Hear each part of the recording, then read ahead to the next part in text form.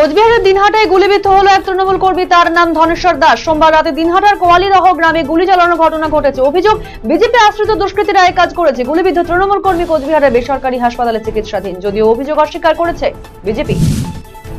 ইতিমধ্যেই সম্পন্ন হয়েছে লোকসভা নির্বাচন প্রক্রিয়া। লোকসভা নির্বাচনে স্কুল হস্টেলে কেন্দ্রীয় বাহিনী থাকাকালীন সময় হস্টেলের বিদ্যুৎ বিল দেখে মাথায় হাত স্কুল কর্তৃপক্ষের। বিদ্যুতের বিল মেটানোর জন্য এখন প্রশাসনের দ্বারস্থ হয়েছে ডালখোলা হাই স্কুল কর্তৃপক্ষ।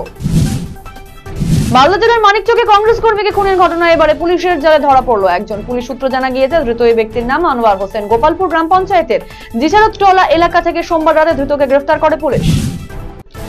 রায়গঞ্জের সুদর্শনপুর দ্বারিকা প্রসাদ উচ্চ বিদ্যাচক্র স্কুলে চলছে প্লাটিনাম জুবিলি বর্ষ। সারা বছর ব্যাপী নানান অনুষ্ঠানের আয়োজন করা হয়েছে। তারই অঙ্গ হিসেবে মঙ্গলবার এই স্কুলে একটি শিক্ষা বিষয়ক সেমিনারের আয়োজন করা হয়। পড়ুয়াদের মধ্যে মশাবাহিত রোগের মোকাবিলায় সচেতনতা গড়ে তুলতে উদ্যোগী হলো মালদার Gazole high attach junior basic school. মঙ্গলবার স্কুলের পক্ষ থেকে একটি ডেঙ্গু সচেতনতা কর্মসূচি পালিত হয়। কচিকাঁচা পড়ুয়াদেরকে নিয়ে এদিন দুপুরে ব্যানার ও মশারি র্যালি বের করা হয়।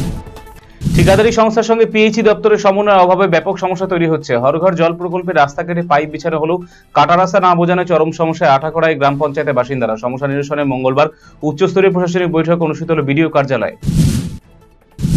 যাত্রীবাহী টোটোতে দেদার চলছে মাল পরিবহন, ঘটছে ছোট বড় দুর্ঘটনা। এই ব্যাপারে সতর্ক করা হয়েছিল সদর ট্রাফিকের পক্ষ থেকে, কিন্তু তারপরও জলপাইগুড়ি শহরে বেশ কিছু টোটো চালক ওই নির্দেশ অমান্য করে দেদার মাল পরিবহন করে চলেছে।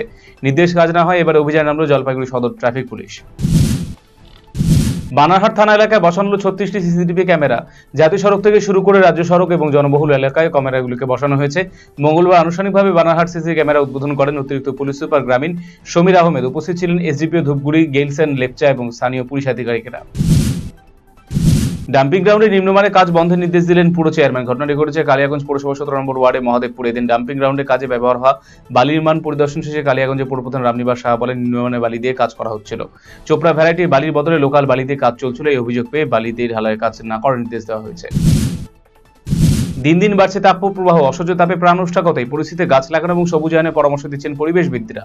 এবারে একই বার্তা দিতে সাইকেল করে বিশ্বভ্রমণে বেরোলো মুর্শিদাবাদের এক যুবক। মঙ্গলবার যুবক গঙ্গারামপুর হয়ে বালুঘাটে আসে। বুধবার বালুঘাট থেকে উত্তর দিনাজপুর হয়ে উত্তরবঙ্গের উদ্দেশ্যে রওনা দেবে যুবক।